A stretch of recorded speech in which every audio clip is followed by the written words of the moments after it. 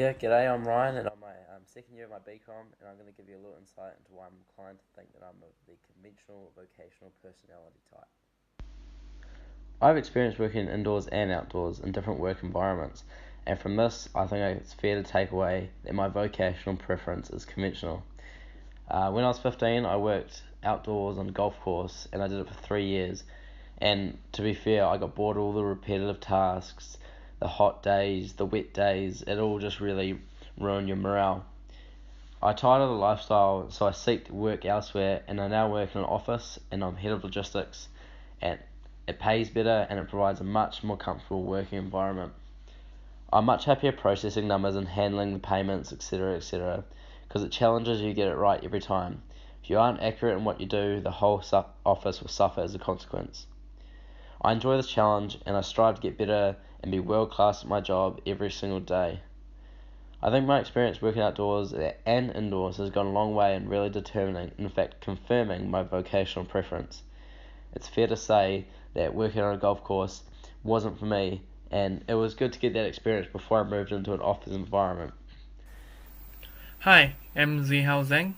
I'm a BCom student, and I'm going to tell you how I fit in both enterprising and investigative personality type. When I finished high school, I was planning to be a real estate agent and sell houses, and of course, at that time, the house market is real strong. I changed my mind and came here mainly to study information system major at the uni. Infosys is all about data. I like to use different kinds of tools to investigate the database and learn something interesting. For example, for New Zealand, the number one production is half-shell mussels, and for China, the number one production is pigs in 2008. After studying the major, I'm keen to be a data analytic for a big firm or big organization to learn more about the world. Thus, I think I have part investigative personality. I'm also part of enterprise personality. I like to meet different kinds of people and talk to them to know their backgrounds, their interests, and also their problems. I'm optimistic. I always look at situation at a positive angle. That is why I have different friends come to my house, have a drink with me, talk about their problems, and ask me about my opinion. I always encourage them to look at the positive side of the situation, and there is always a solution. As a result, I have two career paths I've graduated from uni. One is become a sales manager, or the other one is a data analysis. Hi everyone, I'm Leilani, a third year BCom student here at the university, and throughout my life and my experiences, I've come to understand that I'm more of the conventional personality type. A bit of background about me is that growing up, I was one to keep to myself. I was definitely more introverted. In year 12, I started my own young enterprise business with a few of my friends. In that work, I was the CEO who ran meetings, organised work with clients, and delegated tasks to the others in my business. Through that experience, I came to learn that I enjoyed the managerial side of things. I paid close attention to detail, and I was quite happy working independently. Those around me said that I wasn't the social type through my lack of interest in my part-time waitressing job. The work entailed taking orders, serving meals, and cleaning. I wasn't comfortable communicating with customers, especially those who were confronting about any issues they had with their meals.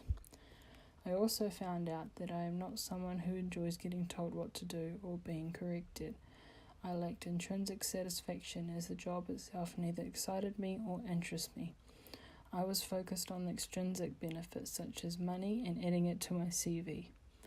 The vocational preferences associated with that role was a lot more social, a preference that deterred me from enjoying the work itself. Hi, I'm Crystal and I'm a BA student. In terms of John Holland's 6 major types of vocational personalities, I would identify myself as a social and enterprising type. Whilst going through my premature experimental phase, I tried jobs in various industries. This included working as a security guard, working as a barista front of house in a supervisory role, as well as working in the entertainment industry. However, I found that I much preferred working as a barista. Working as a barista allows me to help people as well as get to know them personally. Being able to help and interact with others on a daily basis, as well as being able to direct staff on what to do as well as train them, gives me high job satisfaction. Consequently, I also found that I do not respond well to strict workplace rules or close surveillance, as well as repetitive tasks and slow workplaces. However, others around me would also describe me as a realistic type due to me being very good at working with my hands, fixing and assembling things. But although I am good at it, I get little to no satisfaction completing such tasks. If I am not socializing with others or being able to boss people around, I do not enjoy the job. As a result, I would classify myself as falling under the social enterprising type due to the fact that I like to work with and help others whilst having some level of control.